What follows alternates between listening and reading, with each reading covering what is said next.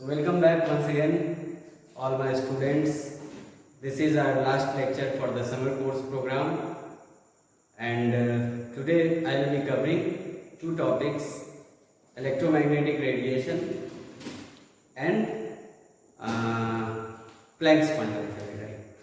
So these two topics will be covered. अब यहाँ समझना है कि why do we need to cover these two topics and what is its relevance. तो अभी तक जो पढ़े हैं हम लोग, we have basically discussed about Rutherford's atomic model. तो पहले थॉमसन मॉडल आया, फिर रदरफोर्ड आया. रदरफोर्ड मॉडल थॉमसन मॉडल को डिस्कार्ड कर दिया क्योंकि थॉमसन का प्रिजम्पशन क्या था कि पॉजिटिव चार्ज एंटायर बॉडी पे है, उसको ये डिस्कार्ड कर दिया कि पॉजिटिव चार्ज यहाँ कंसंट्रेटेड है न्यूक्लियर मॉडल में.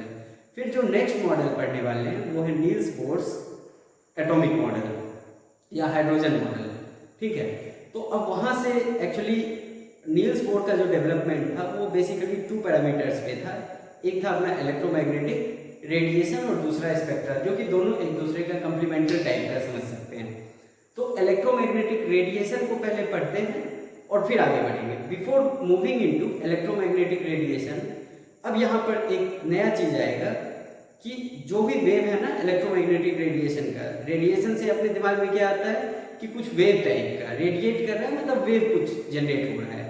तो अब यहाँ पर एक चीज समझ लो कि उस वेव का वेव नेचर भी है और दूसरा पार्टिकल नेचर भी है. यानी जो वेव ट्रैवल कर रहा है उसका फिजिकल सिग्निफिकेंस भी है कि उसके अंदर पार्टिकल नेचर है. जैसे कैसा पार्टिकल, तुम एक पार्टिकल हो, हम एक पार्टिकल है, इसके अंदर पार्टिकल्स है, बुक के अंदर पार्टिकल. मतलब पार्टिकल वो चीज है जो एक स्पेस में एक पॉइंट को कवर कर रहा है. और वेव क्या होता है कि एक स्पेस में 100 नंबर ऑफ वेव्स कैन को एग्जिस्ट.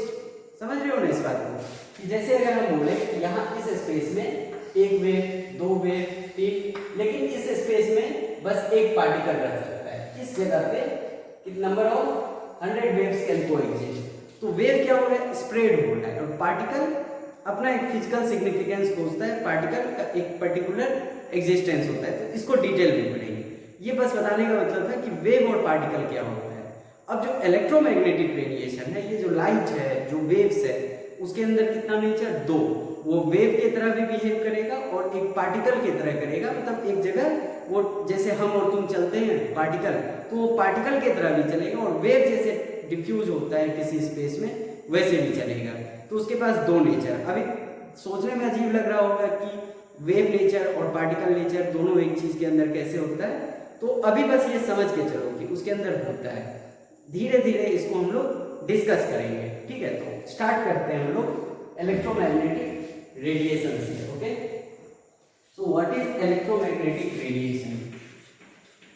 इलेक्ट्रोमैग्नेटिक रेडिएशन, जिसको कि हम लोग EMR से भी डिनोट करते हैं. Electromagnetic radiation EMR.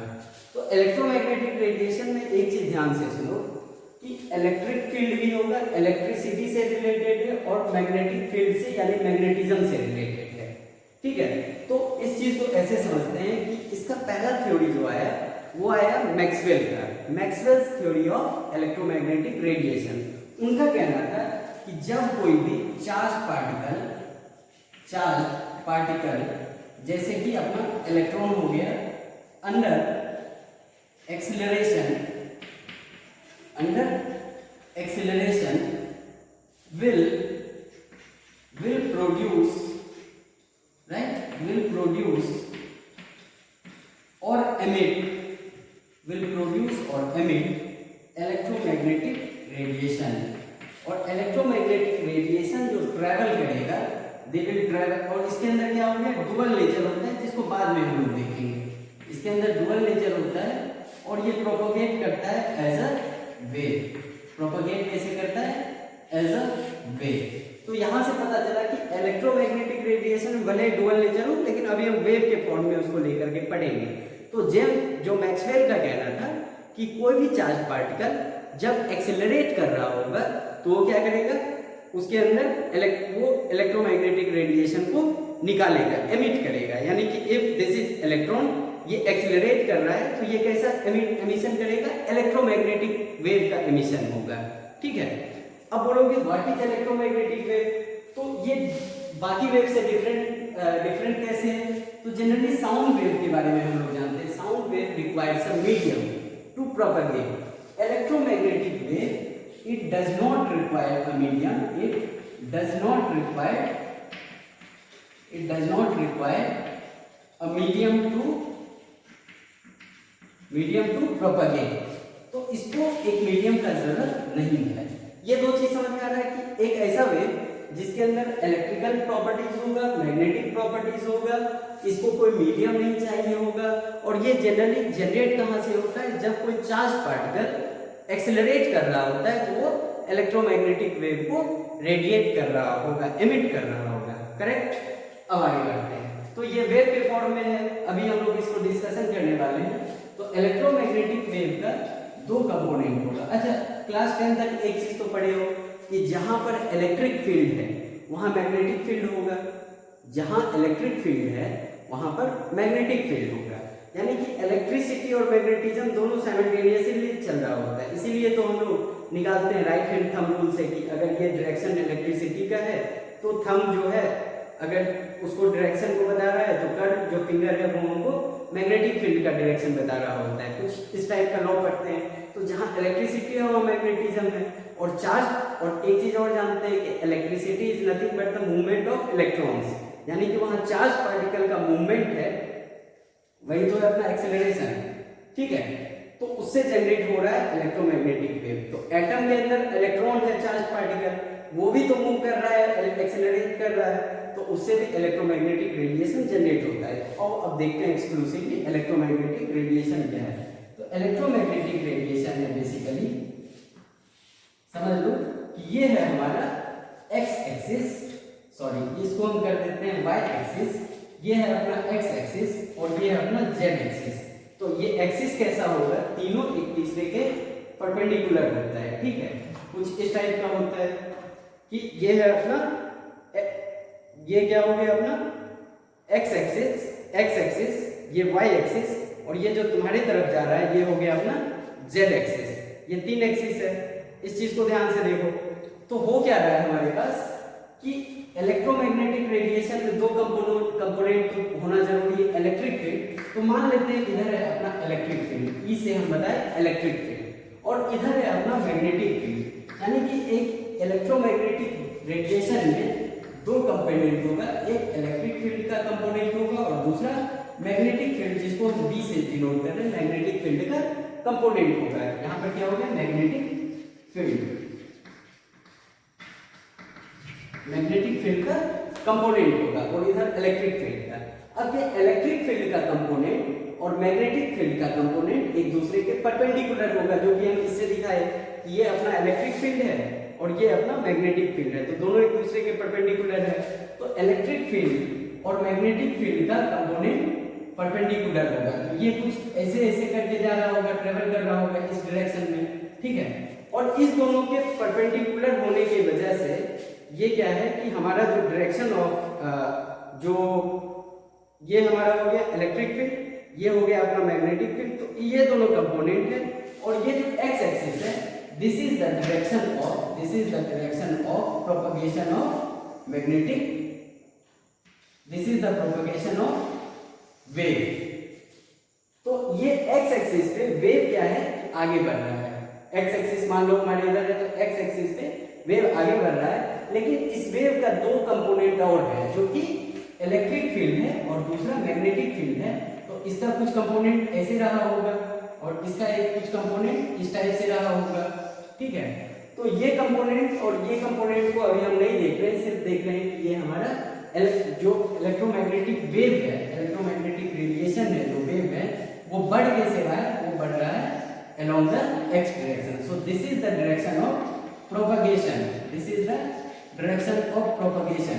और ये प्रोपगेशन हो रहा है x डायरेक्शन में, लेकिन इसका बाकी दो जो कंपोनेंट है वो दोनों कंपोनेंट भी एक दूसरे के परपेंडिकुलर है, और वो दो कंपोनेंट है हमारा इलेक्ट्रिक फील्ड एंड दूसरा है हमारा मैग्नेटिक फील्ड। क्लियर है यहाँ तक? तो अब बेसिकली इससे हम लोग निकालिए इलेक्ट्रिक फील्ड को हम लोग निकाल लेते हैं, सॉरी जो इलेक्ट्रोमैग्नेटिक रेडिएशन है, जो वेव है, उसको बाहर करते हैं। तो इलेक्ट्रोमैग्नेटिक रेडिएशन, यहाँ तक तो क्लियर हो गया होगा इलेक्ट्रोमैग्नेटिक रेडिएशन क्या है। इन शॉर्ट में समझना है कि एक ऐसा रेडिएशन, एक ऐसा वेव जो कि चार्ज पार्टिकल के एक्सेलरेशन से हो रहा है, या जहां कहीं भी चार्ज पार्टिकल है, और उस पार्टिकल के रेडिएशन की वजह से जो इलेक्ट्रिक फील्ड और मैग्नेटिक फील्ड का जो कंपोनेंट बन रहा है, उस रेडिएशन को हम बोल रहे हैं इलेक्ट्रोमैग्नेटिक रेडिएशन। इसका दो कंपोनेंट होगा, electric field and magnetic field, जो कि परपेंडिकुलर होगा एक दूसरे के, और इसका कोई एक डायरेक्शन होगा जिधर की वेव प्रोपगेट कर रहा होगा। ठीक है, तो वेक्टर में जो पढ़े होंगे कि इसका दो वेक्टर कंपोनेंट हो गया, एक वेक्टर कंपोनेंट इलेक्ट्रिक फील्ड हो गया, दूसरा वेक्टर कंपोनेंट मैग्नेटिक फील्ड हो गया, और ये डायरेक्शन ऑफ वेव हो गया। ये हमारा डायरेक्शन ऑफ वेव हो गया कि वेव किधर ट्रेवल कर रहा है। तो अब हम सिर्फ इस पार्ट को पकड़ेंगे कि ये हमारा इलेक्ट्रोमैग्नेटिक वेव है। अब इससे देखते हैं आगे क्या क्या होता है। ठीक है, और एक चीज ध्यान रखना है, it does not require a medium to propagate. तो इसको ट्रेवल करने के लिए किसी मीडियम की जरूरत नहीं है। ठीक, तो नेक्स्ट पार्ट जो है हमारा वो क्या है, वो है हमारा कि किसी वेव का प्रॉपर्टी क्या क्या है। ठीक है, तो ये हमारा पढ़ेंगे अब प्रॉपर्टीज को पढ़ रहे हैं। अब हम लोग properties and important terms, properties and important terms. ठीक है, प्रॉपर्टीज एंड इंपॉर्टेंट टर्म्स। तो हमारे पास क्या है, इलेक्ट्रोमैग्नेटिक वेव है, एक्स एक्सिस और वाई एक्सिस पे दिखाएंगे, क्योंकि यही इसका डायरेक्शन है प्रोपगेशन का। जो प्रोपगेट कर रहा है उसी से हम उसके प्रॉपर्टीज को डिस्कस करेंगे। सो दिस इज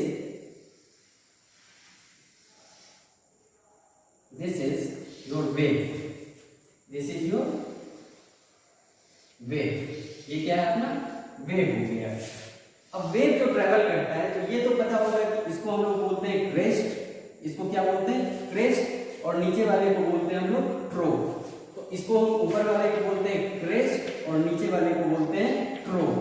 तो एक वेव जो है कुछ इस टाइप का मूवमेंट कर रहा है, जो कि क्रेस्ट एंड ट्रो का मूवमेंट है, वही हमारा wave.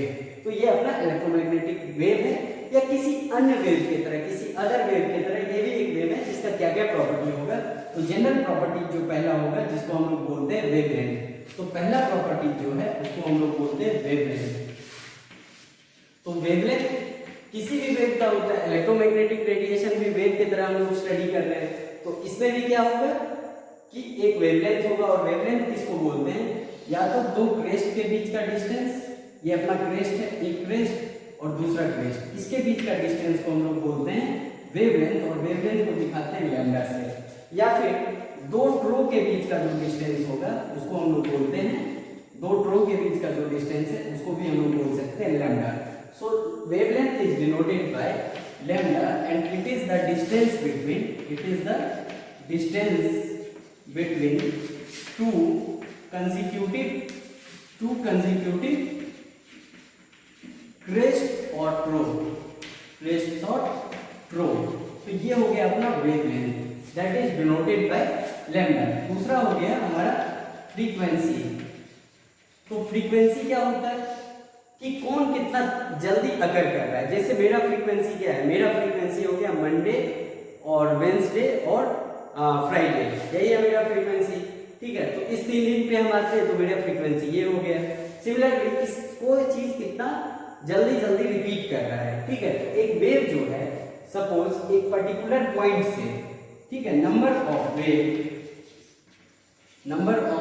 Waves right passing through, number of waves passing through a fixed point in 1 second is known as frequency।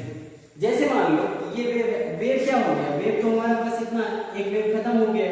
तो मान लो कि हमारे पास ये पॉइंट है हमारा, ये हमारा पॉइंट ऑफ रेफरेंस है। तो यहां से हम देखेंगे, या ऐसे समझ लो कि ये दरवाजा है अगर, और वेव यहां से आ रहा है, तो एक वेव आएगा जो कि ये है, फिर दूसरा आएगा, तीसरा आएगा, और इस दरवाजे को क्रॉस करते जा रहा है। 1 सेकेंड में मान लो 5 वेव क्रॉस कर गया, तो हम क्या बोलेंगे, 5 वेव्स इसका फ्रीक्वेंसी है। 5 इज इट्स फ्रीक्वेंसी, 5 क्या हो गया इसका फ्रीक्वेंसी। 1 सेकंड में 100 वेव्स पास कर गया तो हम क्या बोलेंगे 100 इज इट्स फ्रीक्वेंसी। तो ये हो गया अपना एक वेव एक पर्टिकुलर पॉइंट से कितने नंबर ऑफ वेव्स पास कर रहा है, वही हो गया हमारा फ्रीक्वेंसी। अच्छा, frequency is equal to, frequency को हम लोग डिनोट करते हैं न्यू से, फ्रीक्वेंसी को डिनोट करते हैं न्यू, इसको बोलते हैं न्यू। जो NEW वाला न्यू है बस वही प्रोनाउंसिएशन है इसका। तो frequency nu is equal to 1/टाइम पीरियड बोलते हैं, और इसका यूनिट होता है 1/t है, मतलब यूनिट क्या होगा पर सेकेंड, यूनिट क्या होगा पर सेकेंड, जिसको सेकेंड इनवर्स से डिनोट करते हैं। और वेवलेंथ का यूनिट क्या होगा, तो लेंथ है तो लेंथ का यूनिट क्या होता है मीटर और सेंटीमीटर, मीटर और cm। जनरली हम लोग अगर बात करें ऐसा यूनिट तो मीटर हो गया इसका ऐसा यूनिट, ठीक है। तो दो चीज देखिए फ्रीक्वेंसी और वेवलेंथ, ये दोनों चीज समझ में आ रहा है। अब नेक्स्ट पार्ट जो देखेंगे वो है हमारा स्पीड ऑफ वेव। तो कितना तेजी से ट्रैवल कर रहा है दैट इज स्पीड, और फ्रीक्वेंसी क्या है कि कितना नंबर ऑफ वेव पास कर रहा है एक बार में, ठीक है, 1 सेकेंड में एक पर्टिकुलर पॉइंट से, तो वो हो गया उसका फ्रीक्वेंसी। तो नेक्स्ट प्रॉपर्टी जो है वो है हमारा just like any other wave, इसकी भी प्रॉपर्टीज को हम लोग पढ़ रहे हैं, ठीक है। तो नेक्स्ट प्रॉपर्टी जो है वो है हमारा तीसरा हो गया स्पीड। तो स्पीड क्या होता है, स्पीड होता है डिस्टेंस अपॉन टाइम, यही तो किसी चीज का स्पीड बताता है। तो डिस्टेंस से रेलेवेंट चीज यहाँ पर क्या दिख रहा है, डिस्टेंस किसमें आता है मीटर में, और टाइम किसमें आता है पर सेकेंड में, टाइम आता है सेकेंड में। तो स्पीड क्या हो जाएगा मीटर पर सेकेंड, या इसको लिख सकते हैं मीटर सेकेंड इनवर्स। अब मीटर के कहां से आ रहा है अपना लैम्डा से, ठीक है, और पर सेकेंड कहां से आ रहा है अपना फ्रीक्वेंसी से, ठीक है ना। तो ये हो गया अपना स्पीड, ये क्या हो गया स्पीड ऑफ वेव। और EMR अगर बोलेंगे, क्योंकि EMR भी एक वेव है, तो हो गया लैम्डा इनटू न्यू, यानी frequency multiplied by wavelength will give you speed of that wave. Speed कैसे निकालेंगे किसी वेव का, तो उसका फ्रीक्वेंसी पता कर लेंगे, उसका वेवलेंथ पता कर लेंगे, मल्टीप्लिकेशन कर लेंगे तो आ जाएगा स्पीड। तो स्पीड को जनरली डिनोट करते हैं हम लोग v से, ठीक है। v इज इक्वल टू क्या हो जाएगा लैम्डा इनटू न्यू। देखो v और न्यू को अलग अलग तरीके से लिख रहे हैं, ठीक है। इन केस ऑफ, अब यहाँ पर एक इंपॉर्टेंट इंफॉर्मेशन याद रखना कि EMR इन वैक्यूम, कहां पर वैक्यूम में travels with speed of light. अच्छा, यहां पर एक चीज और ध्यान दो कि ये जो लाइट है, लाइट कैसे जनरेट हो रहा है इलेक्ट्रिसिटी मैग्नेटिक फील्ड से। तो ये भी लाइट जो हम देख रहे हैं, tube light, torch light, bulb का लाइट, मोबाइल का लाइट, ये सारा क्या है, this all are electromagnetic radiation. तो अभी से एक चीज ये भी समझ सकते हैं कि ये जो लाइट बोले या इलेक्ट्रोमैग्नेटिक रेडिएशन बोले, दोनों मीन करता है सेम चीज को। हम लोग लाइट को भी इलेक्ट्रोमैग्नेटिक रेडिएशन बोलेंगे या इलेक्ट्रोमैग्नेटिक रेडिएशन को भी एक लाइट बोलेंगे, ठीक है। लाइट का भी तो डिफरेंट रेंज होता है, तो दोनों सेम चीज है, ठीक है। तो अगर वैक्यूम में है तो इलेक्ट्रोमैग्नेटिक वेव का स्पीड क्या होगा, वो लाइट का स्पीड होगा, और लाइट का स्पीड किससे डिनोट करते हैं c से। तो c अगर स्पीड है तो v की जगह क्या लिखे c, और ये चीज तो सेम रह जाएगा, ठीक है। और c का वैल्यू पता है, c इज इक्वल टू होता है 3.0 into 10⁸ मीटर पर सेकेंड, ये लाइट का स्पीड है। तो ये चीज याद रखना है कि ये क्या हो गया, किसी भी वेव का स्पीड हो गया lambda into new, electromagnetic wave का भी वही हो गया। और अगर इलेक्ट्रोमैग्नेटिक वेव वैक्यूम में ट्रेवल कर रहा है तो वो लाइट ही है, लाइट का स्पीड वैक्यूम में क्या होगा, सेम होगा, इलेक्ट्रोमैग्नेटिक वेव का सेम होगा, तो वो उसको डिनोट कर दिए c से। सो इलेक्ट्रोमैग्नेटिक वेव का जो स्पीड है that is c in vacuum, that is equal to c in the vacuum, that is equal to lambda into nu. तो ये यहां से क्लियर हो गया। अब एक चीज और समझो कि c हमारा इलेक्ट्रोमैग्नेटिक वेव का स्पीड है, that is equal to lambda into nu. अब इसमें मजे की बात क्या है कि c ऑलरेडी पता है, तो ऐसे क्वेश्चंस में अगर दे देगा कि N electromagnetic wave with a certain wavelength x is traveling in vacuum, so what will be its frequency, तो सी को तो बाद में निकालने का, देने का, क्वेश्चन में देने का जरूरत नहीं है, पता चल गया 3 × 10⁸ मीटर पर सेकंड। लैम्डा दे दिया और न्यू हम लोग निकाल लेंगे। तो ये इतना सारा चीज हो गया एक इलेक्ट्रोमैग्नेटिक रेडिएशन का। अब इलेक्ट्रोमैग्नेटिक रेडिएशन का एक पार्ट और देखेंगे जिसको बोलते हैं इलेक्ट्रोमैग्नेटिक स्पेक्ट्रम, क्योंकि इलेक्ट्रोमैग्नेटिक वेव्स जो है उसका डिफरेंट रेंज हो सकता है। वो शॉर्ट वेव का हो सकता है, लॉन्ग वेव का हो सकता है, मीडियम रेंज वेव का हो सकता है, ultra medium range, ultra short length का वेव हो सकता है। तो इलेक्ट्रोमैग्नेटिक स्पेक्ट्रम जो है वो सारे ही इलेक्ट्रोमैग्नेटिक वेव्स को या रेडिएशंस को कंसीडर कर रहा है, starting from small wavelength to large wavelength. तो स्पेक्ट्रम किसको बोलते हैं? एक रेंज को बोलते हैं। तो इलेक्ट्रोमैग्नेटिक स्पेक्ट्रम किसको बोलेंगे? एक पर्टिकुलर रेंज को। तो उसको एक सेकंड हम वीडियो पॉज करेंगे और इसको डिलीट, इसको रब करते हैं, उसके बाद फिर पढ़ेंगे। उसके पहले 1 मिनट का और टाइम लो और बता देते हैं एक और चीज कि जनरली वेव्स का जो लेंथ होता है, तो क्वेश्चंस में आएगा जनरली बहुत छोटे छोटे वेव्स का आएगा, और कुछ कुछ यूनिट याद रख लो। जैसे 1 नैनोमीटर इज इक्वल टू होता है 1 इंटू, चाहे सीधे लिखो 10⁻⁹ metre. 10⁻⁹ metre is equal to 1 nanometre. 1 angstrom is equal to होता है 10⁻⁻10 मीटर। तो अगर क्वेश्चंस में क्या दे देगा कि एक वेवलेंथ है, एक EMR है with an EMR with lambda is equal to 400 nanometre, 400 nanometre. तो फाइंड इट्स फ्रीक्वेंसी, तो वो हम लोग निकाल सकते हैं, क्योंकि इन वैक्यूम, मान लो इन वैक्यूम, तो क्या हो गया? स्पीड c हो गया, c का वैल्यू पता है, लैम्डा 400 नैनोमीटर है, तो इसको कन्वर्ट करना है मीटर में, तो क्या हो जाएगा 400 इंटू 10⁻⁹, क्योंकि वेवलेंथ का ऐसा यूनिट किसमें है? मीटर में है। तो जो कुछ भी रहेगा उसको हमको, नैनोमीटर है तो उसको मीटर में कन्वर्ट करना होगा। तो 400 nanometre is equal to 400 into 10⁻⁹ metre into frequency. ठीक है, फ्रीक्वेंसी हो गया। और फ्रीक्वेंसी पर सेकेंड को हम लोग बोलते हैं हर्ट्ज में बोलते हैं। क्या बोलते हैं? हर्ट्ज। HZ से डिनोट करते हैं, वो हर्ट्ज हो गया। तो लैम्डा इक्वल्स टू क्या हो जाएगा? c बाय क्या हो जाएगा? लैम्डा, सॉरी न्यू निकालना है ना, nu is equal to c by lambda हो गया। Nu is equal to c by lambda. c का वैल्यू यहां पुट कर दो 3 इंटू 10⁻⁸ और लैम्डा का वैल्यू यहां से यहां पुट कर दिए तो आंसर आ जाएगा। पर सेकंड बोलो या हर्ट्ज बोलो, बात बराबर है। एक और जो यूनिट है उसको हम भूल गए थे बताना, वो है अपना फोर्थ प्रॉपर्टी जो है वो है अपना वेव नंबर। क्या है? Wave number.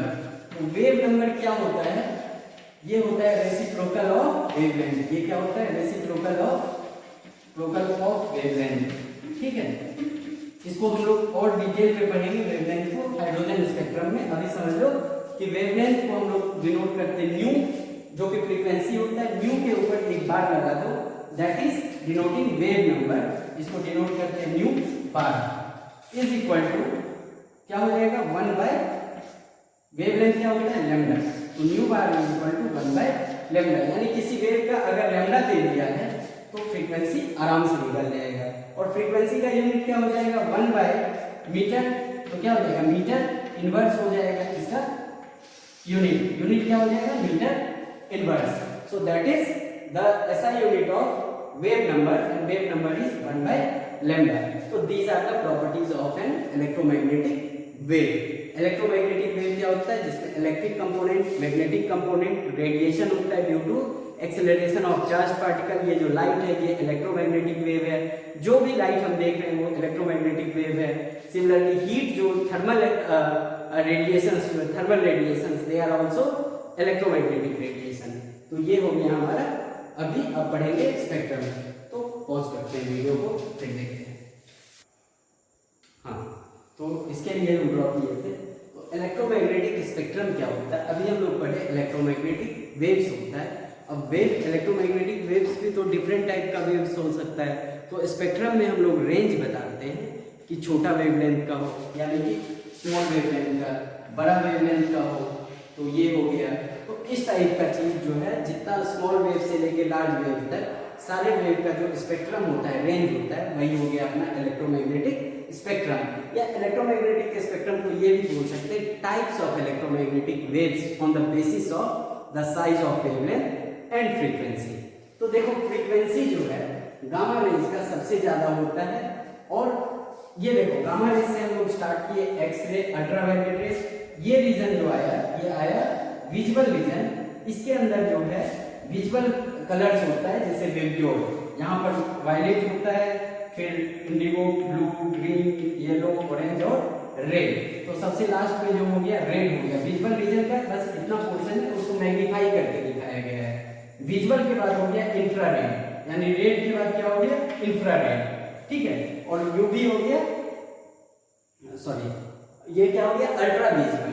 तो विजुअल के पहले अल्ट्रा विजुअल और रेड के बाद इंफ्रारेड, इस तरीके से इतना तो याद रख सकते हैं। फिर हो गया माइक्रोवेव, जो माइक्रोवेव इंडक्शन वगैरह में भी काम आता है। रेडियो वेव्स, एफएम एएम जो सुनते हैं हम लोग, वो रेडियो वेव्स। ये हो गया अपना लॉन्ग रेडियो वेव्स। अब देखो सोच दिमाग से ही समझ में आ जाएगा, लॉन्ग रेडियो वेव्स मतलब वेव क्या है, लॉन्ग है, तो उसका वेवलेंथ सबसे ज्यादा होगा। यानी कि इधर से जब हम लोग बढ़ेंगे तो वेवलेंथ इंक्रीज कर रहा है। लॉन्ग रेडियो वेव्स मतलब लॉन्ग वेव, लॉन्ग वेव होगा तो उसका वेवलेंथ भी बड़ा होगा, शॉर्ट वेव होगा तो उसका वेवलेंथ छोटा होगा। ये दिख रहा है यहाँ से, ठीक है ना। तो हम जैसे जैसे बढ़ रहे हैं, यानी गामा रे का वेवलेंथ क्या होगा, सबसे कम होगा और उसका फ्रीक्वेंसी सबसे ज्यादा होगा। यानी कि फ्रीक्वेंसी कम होगा और तो वेवलेंथ ज्यादा होगा। वेवलेंथ ज्यादा होगा तो फ्रीक्वेंसी कम होगा। जैसे वेवलेंथ यहाँ पर ज्यादा है, सबसे ज्यादा, तो फ्रीक्वेंसी यहाँ पर सबसे कम है। अच्छा कुछ लॉजिक समझ में आ रहा है क्यों वेवलेंथ ज्यादा है तो फ्रीक्वेंसी कम होगा।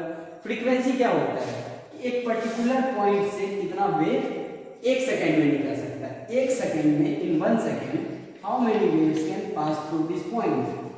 समझ में आ रहा है। अब सोचो कि लॉन्ग वेव है तो उसको एक सेकंड में कम वेव पास करेगा। अगर लॉन्ग वेव है तो एक पर्टिकुलर पॉइंट से एक सेकंड में कम पास करेगा। शॉर्ट वेव है तो पास करते एक पास करेगा, फिर दूसरे को मौका मिलेगा, तीसरे को मिलेगा, चौथे को मिलेगा, तो फ्रीक्वेंसी बढ़ जाएगा शॉर्ट वेव का।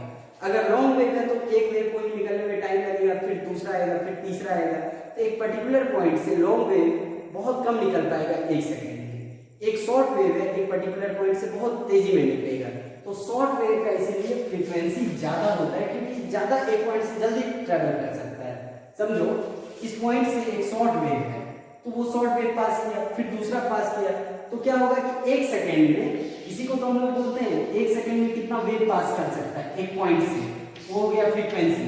तो एक सेकंड में शॉर्ट वेव जो है ज्यादा पास कर सकता है, इसलिए शॉर्ट वेव का फ्रीक्वेंसी ज्यादा होता है। लॉन्ग वेव पास करेगा टाइम लगेगा, फिर दूसरा आएगा तो और टाइम लगेगा। इसलिए एक जो लॉन्ग वेव है एक पर्टिकुलर पॉइंट से कम ट्रैवल कर सकता है, कम less number of waves will pass in 1 second, और वो नेचर कैसा होगा लॉन्ग वेव, ठीक है। तो इसीलिए लॉन्ग वेव जो है क्योंकि एक पॉइंट से कम नंबर पास करेगा एक सेकंड में, तो इसका क्या हो जाएगा फ्रीक्वेंसी बहुत कम होगा लेकिन वेवलेंथ ज्यादा है। तो यही है अपना इलेक्ट्रोमैग्नेटिक स्पेक्ट्रम। इस इलेक्ट्रोमैग्नेटिक स्पेक्ट्रम में जो विजुअल स्पेक्ट्रम है वो है हमारा वेवलेट, जो कलर हमको दिख रहा होता है, और उसका रेंज जो होता है 400 नैनोमीटर से 750 नैनोमीटर होता है। इस चीज को ध्यान में रखना, 400 नैनोमीटर से 750 नैनोमीटर इसके वेवलेंथ का रेंज होता है। तो अब खुद सोचो इधर क्या होगा, फ्रीक्वेंसी इधर ज्यादा होगा और इधर फ्रीक्वेंसी कम होगा। फ्रीक्वेंसी यहाँ पर कम होगा तो वायलेट रे का वेवलेंथ कम है, फ्रीक्वेंसी ज्यादा होगा। रेड का वेवलेंथ ज्यादा है, याद ही रखना है 750 क्या हो गया विब्योर में आ रहा है, तो रेड का वेवलेंथ कितना 750 नैनोमीटर, तो फ्रीक्वेंसी इसका कम होगा। इसीलिए हम लोग बोलते हैं ना जो ट्रैफिक सिग्नल की फ्रीक्वेंसी ज्यादा है वेवलेंथ कम है, तो इससे हम लोग आसानी से बोल सकते हैं किसका फ्रीक्वेंसी ज्यादा किसका वेवलेंथ ज्यादा, ठीक है। तो ये है विजुअल स्पेक्ट्रम, इसी इलेक्ट्रोमैग्नेटिक स्पेक्ट्रम का पार्ट जिसको हम लोग अपने आंख से देख सकते हैं, विच आर विजुअल। तो यही है अपना इलेक्ट्रोमैग्नेटिक वेव्स। और कितने टाइप का इलेक्ट्रोमैग्नेटिक वेव्स होता है, फ्रीक्वेंसी किसका कम होता है, वेवलेंथ किसका ज्यादा होता है। तो इधर से इधर जा रहे हैं तो वेवलेंथ लेफ्ट से राइट में हमारा इंक्रीज कर रहा है, यानी गामा रे का वेवलेंथ सबसे कम होगा। लॉन्ग रेडियो वेव नाम से ही है लॉन्ग वेव, तो उसका वेवलेंथ सबसे ज्यादा होगा। So these are the types of electromagnetic waves which are arranged according to the increasing order of wavelength and decreasing order of frequency। तुम इसको चाहो तो उल्टा भी लिख सकते हैं, लॉन्ग वेव को पहले लिख दो और एक्स गामा रे के बाद में लिखो, तो क्या हो जाएगा, इंक्रीजिंग ऑर्डर ऑफ फ्रीक्वेंसी। ठीक है, तो अपना तरीका है, हम किस पे बेसिस पे किए हैं, इंक्रीजिंग ऑर्डर ऑफ वेवलेंथ। तो गामा रे का वेवलेंथ कम, लॉन्ग रेडियो वेव नाम से ही पता चल गया वेवलेंथ ज्यादा। So these are the types of electromagnetic waves. तो इतने टाइप का इलेक्ट्रोमैग्नेटिक वेव है जिसका कि जो कि हमको एक स्पेक्ट्रम दे रहा है। नेक्स्ट टॉपिक आते हैं। तो अब हमको किसी वेव का अगर स्पीड निकालना है तो निकाल सकते हैं, किसी वेव का वेव नंबर निकालना है वो निकालना हमको आ गया। किसी वेव का अगर पूछेगा कि भाई फ्रीक्वेंसी कम है, वेवलेंथ क्यों ज्यादा है, तो पता बोल सकते हैं कि ये पास करता है 1 सेकेंड में, कुछ इससे रिलेट कर देंगे। फिर अगर हमसे पूछा जाए what is the speed of a wave, that is frequency multiplied by wavelength. तो ये है अपना इलेक्ट्रोमैग्नेटिक रेडिएशन और वेव का प्रॉपर्टी। अभी देखेंगे हम लोग कि Planck's quantum theory, Planck's quantum theory. तो इस टॉपिक को समझाने के लिए तो एक पूरा क्लास लगना चाहिए, लेकिन इसको शॉर्ट में समझाते हैं, जितने काम का चीज है इतना भी समझ में आ रहा है तो फिर जो रेगुलर क्लास होगा तो उसमें समझ सकते हो। तो अभी इसको शॉर्ट में डील करेंगे क्योंकि अपने पास टाइम कम है, राइट। तो प्लैंक्स क्वांटम थ्योरी ये आया कहां से, तो ये एक एक्सपेरिमेंट को बेस किया गया। किसको बेस किया गया, एक एक्सपेरिमेंट हुआ जिस एक्सपेरिमेंट का नाम था ब्लैक बॉडी रेडिएशन। उस एक्सपेरिमेंट का नाम क्या था, ब्लैक बॉडी रेडिएशन।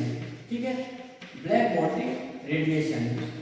तो ब्लैक बॉडी रेडिएशन में क्या किया, एक ब्लैक बॉडी को लिया गया, ब्लैक बॉडी या ब्लैक मास को लिया गया। अब बोलोगे ब्लैक बॉडी ही क्यों, क्योंकि ब्लैक बॉडी जो होता है that is a good absorber, not good, that is the perfect absorber as well as perfect emitter.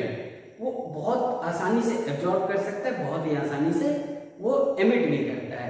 तो मैक्सिमम एब्जॉर्प्शन मैक्सिमम एमिशन को स्टडी करना है तो हम क्या ले लिए, ब्लैक बॉडी को ले लिए, क्योंकि वो एक आइडियल बॉडी है, परफेक्ट बॉडी। अब उस ब्लैक बॉडी को टेम्परेचर से सब्जेक्ट किया गया। किससे किया गया, देखो शॉर्ट में बता रहे हैं, बस जितना समझने का चीज है। ये अपना ब्लैक बॉडी है, इसको टेम्परेचर प्रोवाइड किया गया, टेम्परेचर प्रोवाइड किया गया। टेम्परेचर बोलो या लाइट बोलेंगे, क्योंकि लाइट में क्या है, एनर्जी है। लाइट में क्या है, एनर्जी है। लाइट एनर्जी या टेम्परेचर या सिंपली बोलेंगे एनर्जी प्रोवाइड कर रहे हैं। धीरे धीरे क्या होगा कि एनर्जी प्रोवाइड करवाते हुए देखा गया कि जैसे जैसे ये गर्म होता गया, अब हम तुमको लाइट कंटिन्यूअसली लाइट देंगे तो क्या होगा, you will acquire energy as a result of which your body's temperature will also change, right. तो उसी तरीके से इस बॉडी का जो टेम्परेचर है वो चेंज होते गया। चेंज होने के साथ क्या हुआ कि एक मैक्सिमम टेम्परेचर या मैक्सिमम एनर्जी अटेन करने के बाद क्या करेगा, ये एमिशन भी शुरू कर देगा। ठीक है, तो ये एमिट किया गया और एमिशन को रोक दिया गया, चलो सॉरी एब्जॉर्प्शन को, तो इस एब्जॉर्प्शन को ब्लॉक कर दिया गया। तो अब क्या करेगा, ये एक ब्लैक बॉडी है, परफेक्ट बॉडी है, तो ये फिर एमिशन भी करना शुरू किया। अब यहाँ पर दो फिनोमेना सोचो ऐसे कि एक ब्लैक बॉडी को जब हम एमिट जो हम एनर्जी दे रहे हैं, तो सोचो जैसे एक आयरन रॉड है, क्या है अपना आयरन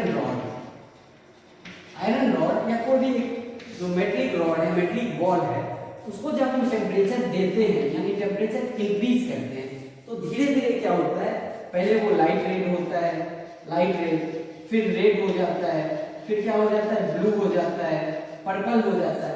यानी कि एक बार में वो डायरेक्ट ब्लू होता है क्या, नहीं।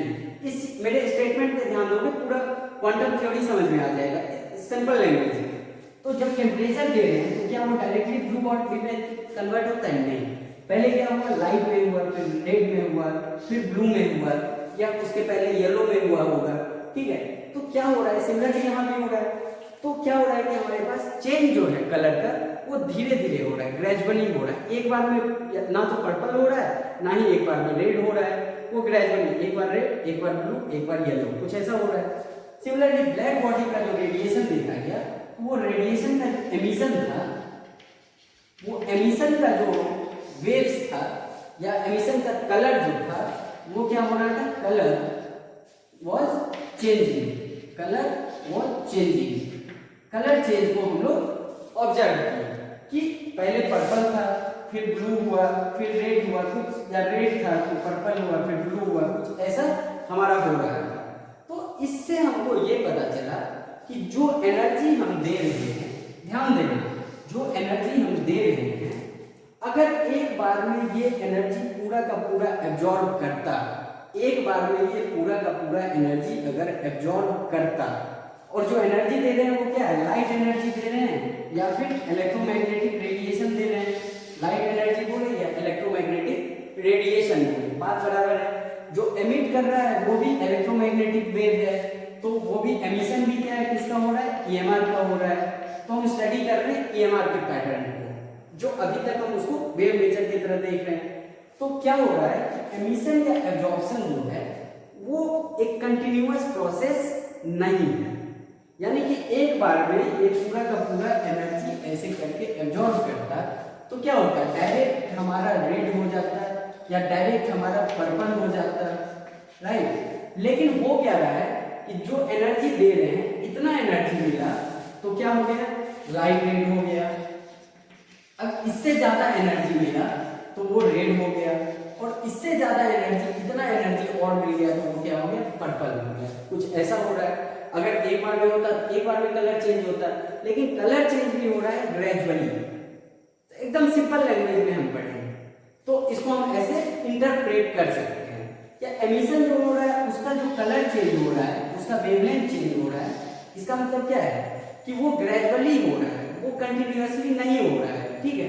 इसका मतलब क्या है कि ये जो प्रोसेस है एब्जॉर्प्शन का, absorption of EMR, absorption of EMR और एमिशन ऑफ ईएमआर, यही दो चीज को तो हम स्टडी कर रहे थे, absorption of EMR and emission of EMR.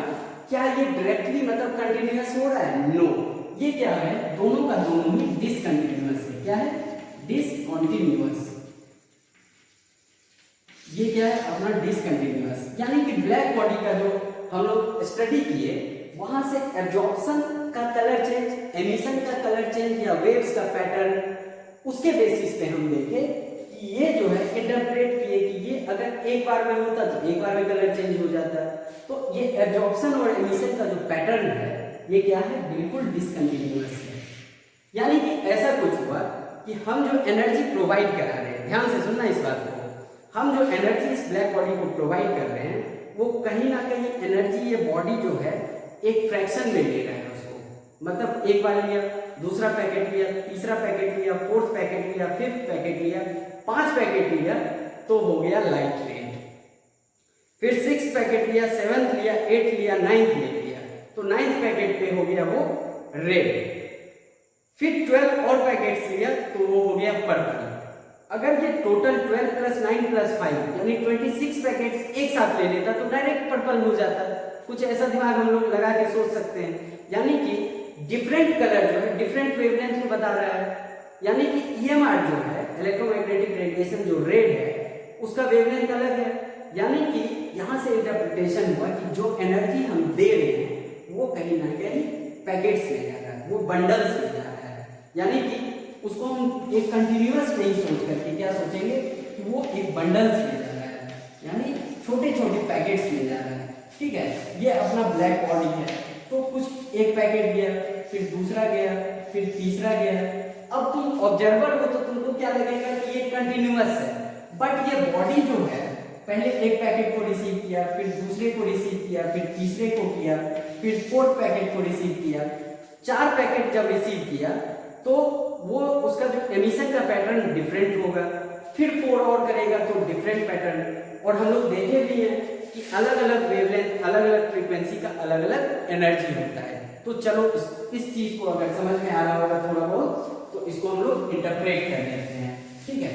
तो बेसिकली अब हम लोग किस पे बात करेंगे, डायरेक्ट थ्योरी पे बात करेंगे। ये एक्सपेरिमेंटल सेटअप था जिसके बेसिस पे कंक्लूजन निकाला गया कि ब्लैक बॉडी का जो रेडिएशन है या एमिशन है या एब्जॉर्प्शन है वो कंटिन्यूअस प्रोसेस नहीं है। इसका मतलब जो एनर्जी हम लोग प्रोवाइड कर पा रहे हैं वो भी कंटिन्यूअस नहीं है, यानी कि एनर्जी इज एब्जॉर्ब और ट्रांसमिटेड, एनर्जी इज एब्जॉर्ब और ट्रांसमिटेड इन स्मॉल पैकेट्स और बंडल्स, स्मॉल पैकेट्स और बंडल्स। और ये एनर्जी की बात कर रहे हैं तो एनर्जी कहाँ से मिल रहा है? ये मिल रहा है इलेक्ट्रोमैग्नेटिक रेडिएशन से। जो रेडिएशन होगा जैसे लाइट एनर्जी, किसी भी अगर रेड फ्रीक्वेंसी रेड दे रहे हैं, ठीक है, ब्लू दे रहे हैं, तो इसका मतलब एक पर्टिकुलर एनर्जी दे रहे हैं, तो उस पर्टिकुलर एनर्जी के करस्पॉन्डिंग हमको कलर मिल रहा है, उसको अभी देखते हैं। तो स्मॉल पैकेट्स या बंडल्स में एनर्जी को एब्जॉर्ब या एमिट करवाया जा रहा है, ये चीज समझ में आ रहा है। और इसी स्मॉल पैकेट्स को हम लोग बोलते हैं, या बंडल्स को हम लोग बोलते हैं क्वांटम। क्या बोलते हैं? क्वांटम, ठीक है। और quantum in case of light energy, और लाइट क्या बोलिए इसको बोलते हैं फोटॉन्स। इसको क्या बोले? फोटॉन्स। यानी ये जो लाइट आ रहा है, ये लाइट क्या है? स्ट्रीम ऑफ फोटॉन्स है। एक फोटोन आया, दूसरा आया, तीसरा आया, फोर्थ आया, फिफ्थ आया, जितना ज्यादा फोटोन आया उतना ज्यादा एनर्जी हो गया। तो ऐसे नहीं सोचना है कि लाइट कंटिन्यूअसली तुम्हारे ऊपर फॉल कर रहा है, no, it is falling on you और on this surface, on this black board in a stream. It is a stream of particles and those particles are known as photons in case of light. तो ये जो light दिख रहा है ना, actually ये light जो वेव हम लोग इमेजिन कर रहे हैं, तो ये एक्चुअली क्या है? स्ट्रीम ऑफ पार्टिकल्स है, और वो पार्टिकल्स, स्मॉल पार्टिकल्स क्या है? फोटॉन्स है, ठीक है। ये चीज को समझ में आ रहा है। तो कोई भी एनर्जी का एमिशन या एब्जॉर्प्शन जो है वो स्मॉल पैकेट में होता है, यानी एनर्जी का ट्रैवल जो है स्मॉल पैकेट्स में होता है। उसी स्मॉल पैकेट्स को हम लोग बोलते हैं क्वांटम, और वो लाइट एनर्जी के केस में उस क्वांटम का नाम हो जाता है photon. In case of light energy the quantums are known as photon. Quantum हो गया, या फिर इसको बोलो क्वांटा, और फोटॉन्स या फोटोन, ठीक है। 1 photon, 2 photon, 3 photon and continuously large number of photons are falling on you, ठीक है। तो ये हो गया small packets of energy of light are known as photons. तो हम यहां से एक चीज देखें कि प्लैंक्स क्वांटम थ्योरी क्या बोलता है कि एनर्जी जो है या इलेक्ट्रोमैग्नेटिक रेडिएशन जो है वो कंटिन्यूअस नहीं। अब पूरे चीज को लिंक कर दो, बस ये लास्ट पॉइंट बोल रहे हैं। इलेक्ट्रोमैग्नेटिक रेडिएशन जो है ये क्या हो रहा है कि ये कंटिन्यूअस नहीं है, क्योंकि रेडिएशन है तो ये लाइट है, इसके अंदर एनर्जी होगा। इसी एनर्जी को हम ब्लैक बॉडी में दिए थे, ब्लैक बॉडी में वहां पर वो कंटिन्यूअस नहीं था, क्योंकि डिफरेंट कलर दे रहा था। तो हमको पता है कि भाई इलेक्ट्रोमैग्नेटिक स्पेक्ट्रम में डिफरेंट कलर मतलब डिफरेंट वेवलेंथ, डिफरेंट फ्रीक्वेंसी, तो एक फ्रीक्वेंसी का होता तो एक बार में चला जाता, डिफरेंट है मतलब वो कंटिन्यूअस नहीं है, तो वो डिसकंटिन्यूअस है। यानी कि इलेक्ट्रोमैग्नेटिक रेडिएशन जो है वो कैसा बिहेव कर रहा है? डिसकंटिन्यूअस। और ये किस फॉर्म में ट्रेवल कर रहा है? ये ट्रेवल कर रहा है क्वांटम और फोटोन। क्वांटम और फोटोन दो सेम चीज है। लाइट के केस में फोटोन बोल देते हैं और रेस्ट केस में क्वांटम बोलते हैं। यानी कि इलेक्ट्रोमैग्नेटिक रेडिएशन जिसके अंदर कुछ एनर्जी होता है वो डिसकंटिन्यूअस है, और वो किस फॉर्म में? क्वांटम या फोटोन। यानी हम बोल सकते हैं कि ये जो अपना इलेक्ट्रोमैग्नेटिक रेडिएशन था ये कंटिन्यूअस नहीं है, ये डिसकंटिन्यूअस है। इसका मतलब ये स्मॉल पैकेट्स में ट्रेवल कर रहा है क्वांटम या फोटोन के केस में, यानी कि ये छोटे छोटे पार्टिकल से ट्रेवल कर रहा है, या एक ही पार्टिकल कुछ ऐसे ट्रेवल कर रहा है, ठीक है, कुछ ऐसे ट्रेवल कर रहा है। यानी कि हम बोलिए यहां से पता चला कि इलेक्ट्रोमैग्नेटिक रेडिएशन जिसको अभी तक हम वेव फॉर्म में समझ रहे थे, इसके अंदर एक्चुअली पार्टिकल फॉर्म भी है। यानी इलेक्ट्रोमैग्नेटिक रेडिएशन का दो नेचर हो गया, एक वेव नेचर जिसको हम लोग स्टडी कर लिए, क्या हो गया? एक वेव नेचर, और दूसरा हो गया पार्टिकल नेचर।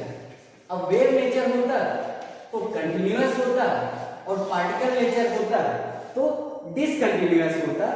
हम जानते हैं कि वेव नेचर इसका एस्टेब्लिश्ड है फॉर्म, जिसको स्टडी किए हैं, लेकिन ये पार्टिकल नेचर भी इसका प्रूफ हो गया। कहाँ से मिला प्रूफ? तो डिसकंटिन्यूअस एब्जॉर्प्शन एमिशन से।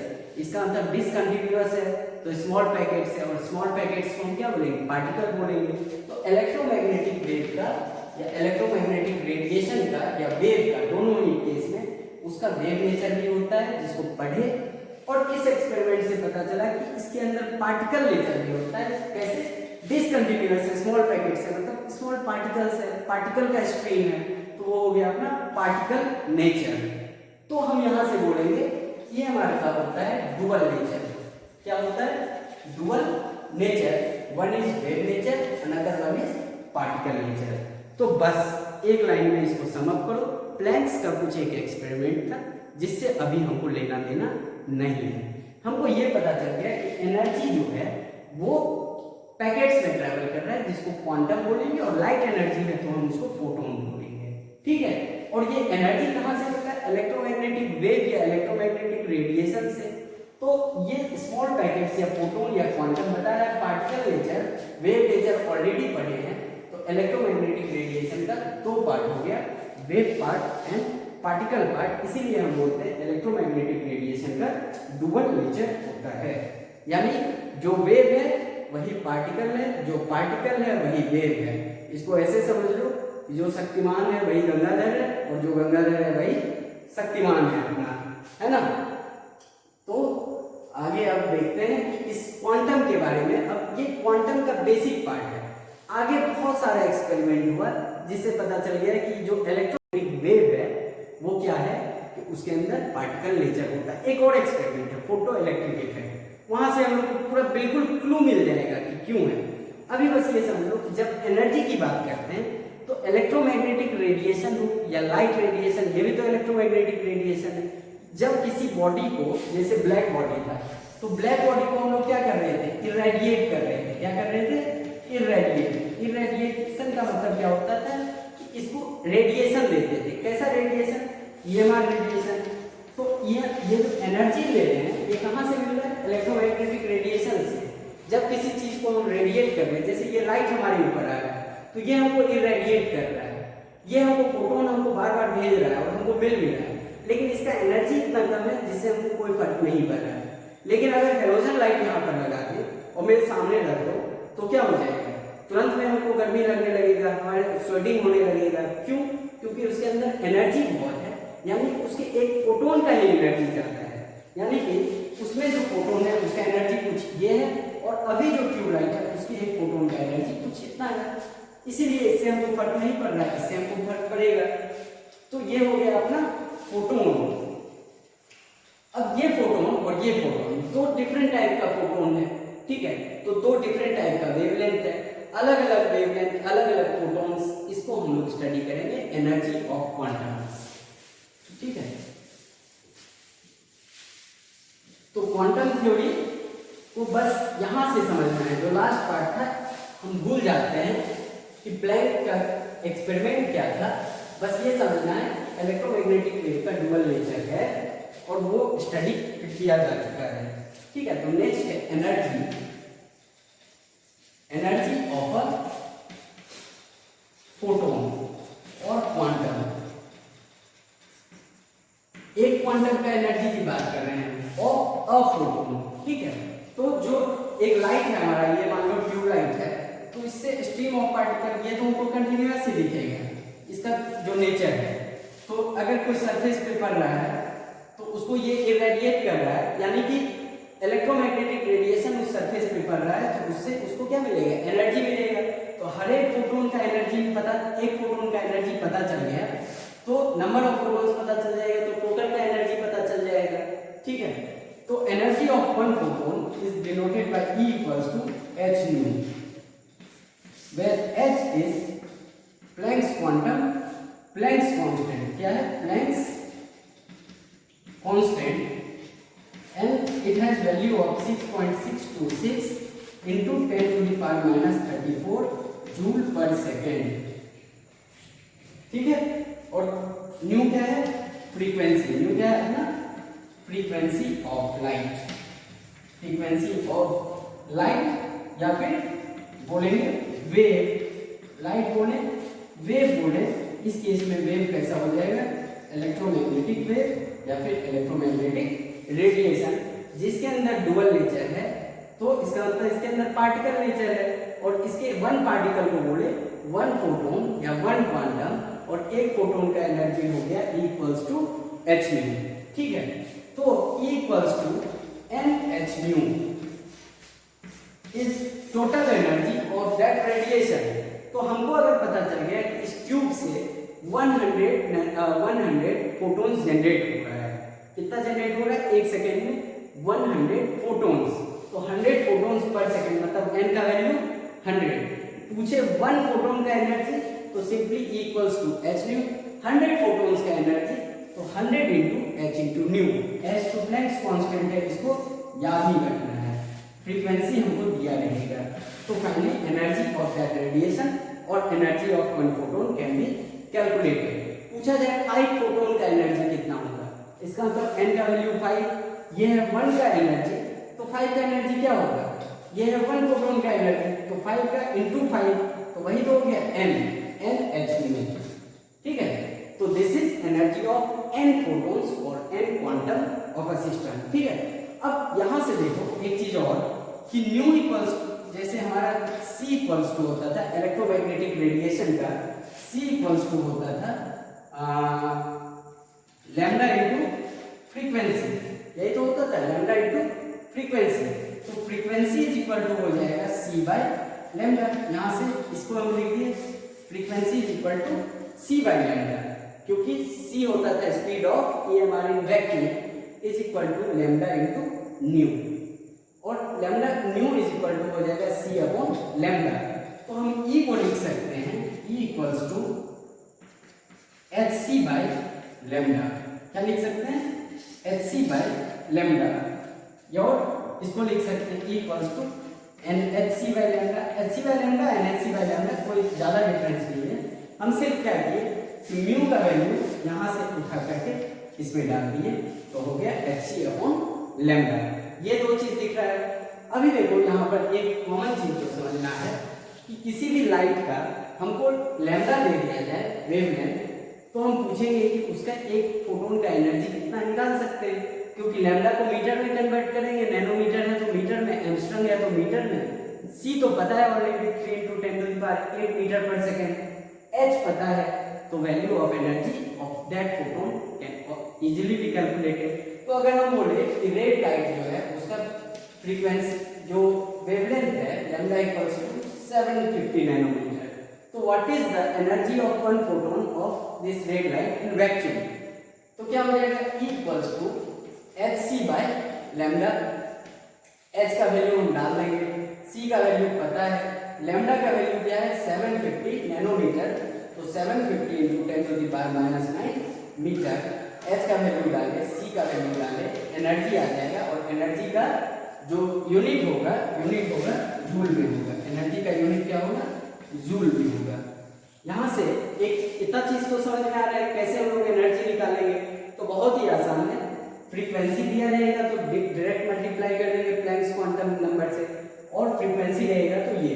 अच्छा एक चीज और, एक बात ध्यान रख लो कि इलेक्ट्रोमैग्नेटिक वेव का वैक्यूम में स्पीड होता है, इन वैक्यूम में स्पीड होता है इसका equal to light speed, equal to speed of light, equal to speed of light which is c, speed of light. लेकिन अदर मीडियम में वैक्यूम में उसका स्पीड जो होगा किसी भी इलेक्ट्रोमैग्नेटिक वेव का स्पीड, वो वैक्यूम में स्पीड ऑफ लाइट के बराबर होगा, किसी अदर मीडियम में उसका स्पीड जो होगा वो किसके बराबर हो जाएगा, वो डिफरेंट हो जाएगा, तो वो गिवन वैल्यू होगा। तो इन एनी केस जब c का वैल्यू दिया हुआ है तो यूज करो, अगर c का वैल्यू नहीं दिया है, वैक्यूम वर्ड कहीं दिख गया तो डायरेक्टली c का वैल्यू ये डालें, वैक्यूम वर्ड नहीं दिखा तो इन जनरल अगर मीडियम स्पेसिफाइड नहीं है तो हम लोग मान के चलेंगे कि मीडियम हमारा वैक्यूम है, और c का वैल्यू जो है लाइट के स्पीड का value which is equal to 3 × 10⁸ को ही कंसीडर करेंगे। चलो ये यहाँ तक क्लियर हो गया, बहुत ही आसान सा टॉपिक है ये सारा। तो हम लोग एक क्वांटम का एनर्जी निकालना सीख गए। अब एक छोटा सा कंपैरिजन करेंगे और उस कंपैरिजन के बाद ये क्लास जो है यहीं पर खत्म करेंगे। तो ये कंपैरिजन क्या है कि E हमारा आया इक्वल्स टू आ गया अपना HC बाय H न्यू, और दूसरा आ गया equals to HC upon lambda. यानी कि एनर्जी को अगर देखें तो फ्रीक्वेंसी ऑफ लाइट या फ्रीक्वेंसी ऑफ रेडिएशन या फ्रीक्वेंसी ऑफ इलेक्ट्रोमैग्नेटिक वेव के डायरेक्टली प्रोपोर्शनल है। यानी कि फ्रीक्वेंसी अगर बढ़ाएंगे तो एनर्जी का वैल्यू बढ़ेगा, क्योंकि h तो कांस्टेंट है। फ्रीक्वेंसी अगर 5 है तो 5h हो गया, फ्रीक्वेंसी अगर 10 है तो वैल्यू एनर्जी का 10h के बराबर हो जाएगा। यानी कि फ्रीक्वेंसी बढ़ाएंगे तो एनर्जी बढ़ेगा, तो हम बोलेंगे कि energy is directly proportional to frequency of a wavelength, frequency of an electromagnetic radiation और wave, right. E equals to HC by lambda. यहाँ पर अगर लैम्डा का वैल्यू इंक्रीज करेंगे तो ओवरऑल वैल्यू क्या होगा, डिक्रीज, क्योंकि HC को अगर 5 से डिवाइड करो या फिर HC को अगर 6 से डिवाइड करो तो ये 5 क्या है, लैम्डा का वैल्यू, ये क्या है 6, ये भी लैम्डा का वैल्यू।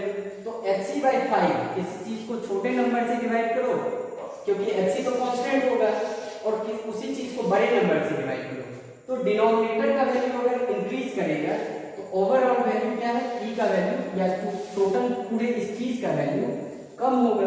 तो energy is inversely proportional to wavelength. यहां से पता चल गया energy is inversely proportional to wavelength. Energy is directly proportional to nu, क्योंकि न्यू का वैल्यू बढ़ेगा तो एनर्जी टोटल इसका वैल्यू बढ़ जाएगा। ये किसके बराबर है, एनर्जी के बराबर है।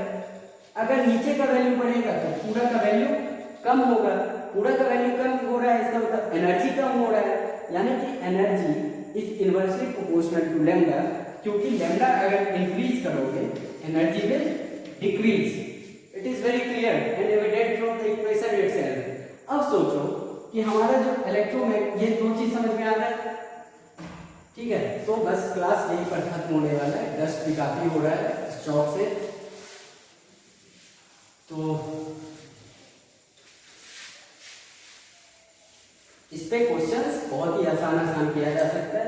यानी E equals to H nu, यानी कि is directly proportional to frequency. यानी किसी इलेक्ट्रोमैग्नेटिक वेव का फ्रीक्वेंसी 5 है, 5 हर्ट्ज, और किसी का फ्रीक्वेंसी है 50 हर्ट्ज। तो फ्रीक्वेंसी बढ़ा तो इसका एनर्जी ज्यादा होगा। यानी कि अगर E2 है ये और ये E1 है तो E2 will be greater than E1, right? On the other hand, E equals to new के जगह हम लोग लिख सकते हैं HC by lambda, क्योंकि ये आया था new into lambda equals to C होता है, तो E is inversely proportional to wavelength, ठीक है। अब ध्यान दो कि हमारे पास होता था एक इलेक्ट्रोमैग्नेटिक स्पेक्ट्रम, यहाँ पर होता था X ray, right, sorry gamma ray, फिर एक्स रे, और यहाँ होता था लॉन्ग वेव्स होता था। तो लैम्डा जो है इधर इंक्रीज करता था और फ्रीक्वेंसी इधर डिक्रीज करता था, फ्रीक्वेंसी इधर डिक्रीज करता था। तो बताओ एनर्जी जो है गामा रे का ज्यादा होगा या लॉन्ग वेव का? तो मैक्सिमम लोग तुम लोग ये सोच रहे हो कि सर गामा रे जो है उसका फ्रीक्वेंसी सबसे ज्यादा है, जैसे जैसे इधर बढ़ेंगे इलेक्ट्रोमैग्नेटिक स्पेक्ट्रम में तो फ्रीक्वेंसी क्या होगा हमारा कम होगा, तो इधर से इधर बढ़ेंगे तो ग्रेजुअली वेव्स का जो है इलेक्ट्रोमैग्नेटिक वेव्स का एनर्जी कम होते जाएगा, क्योंकि फ्रीक्वेंसी से जो है अपना रिलेशनशिप एनर्जी का डायरेक्ट रिलेशनशिप है। तो फ्रीक्वेंसी इधर कम होगा तो एनर्जी कम होगा, यानी हाईएस्ट एनर्जी यहाँ पर होगा और लोएस्ट एनर्जी यहाँ पर होगा। चलो बीच में था हमारा विब्योर जो कि विजुअल स्पेक्ट्रम था, ये था अपना विजुअल स्पेक्ट्रम। यहाँ पर था 400 नैनोमीटर और यहाँ था 750 नैनोमीटर, ठीक है। तो रेड और वायलेट दोनों में किसका एनर्जी ज्यादा होगा? तो हम वेवलेंथ देखेंगे कि वेवलेंथ जो है वायलेट का वेवलेंथ कम है क्योंकि ये 400 नैनोमीटर है, और रेड का वेवलेंथ जो है ज्यादा है, यानी कि λ1 और λ2 में lambda 2 is greater than lambda 1, तो energy of 1 will be greater than energy of 2। ये अपोजिट होगा, लैम्डा 2 बड़ा तो एनर्जी उसका छोटा। ठीक है, तो हम बोलेंगे कि lambda of violet is smaller, तो उसका एनर्जी जो होगा, इसका एनर्जी ज्यादा होगा और इसका एनर्जी हमारा कम होगा, क्योंकि रेड का वेवलेंथ ज्यादा है। तो जिसका वेवलेंथ ज्यादा, दो चीज को कंपेयर कर रहे हैं, जिसका वेवलेंथ ज्यादा, तो वेवलेंथ ज्यादा है तो एनर्जी कम होगा, क्योंकि इनके बीच इनवर्स प्रोपोर्शन का इनवर्स रिलेशन है और फ्रीक्वेंसी के साथ डायरेक्ट रिलेशन है, डायरेक्टली प्रोपोर्शनल है और इसमें इनवर्सली प्रोपोर्शनल है। तो ये हो गया अपना comparison of energies of different waves of electromagnetic spectrum. ठीक है, तो इसके बाद कहानी यही खत्म करते हैं, नेक्स्ट क्लास में मिलते हैं। सॉरी, नेक्स्ट क्लास में अब हम लोग नहीं मिल पाएंगे क्योंकि समर कोर्स यहीं पर खत्म हो रहा है। तो बेसिकली ये है बेसिक्स ऑफ क्वांटम मैकेनिक्स या फिर क्वांटम केमिस्ट्री। ये चीज थोड़ा बहुत समझ में आ रहा है कि कैसे पैकेट्स में जा रहा है, डिसकंटिन्यूअस है, कोई एक वेव है, उसके अंदर वेव नेचर भी है, उसके अंदर पार्टिकल नेचर भी है। तो इसी को बेस बना करके पूरा क्वांटम केमिस्ट्री को, क्वांटम फिजिक्स को हम लोग पढ़ेंगे। I wish you all the very best for your future and stay home, stay safe. Those who have taken admission will meet in the next lecture, but for the guys who have not taken admission, it is still not too late, you can take admission, but wherever you are, I wish you the best and the best for your future. Thank you very much, thank you for being with us, have a good day.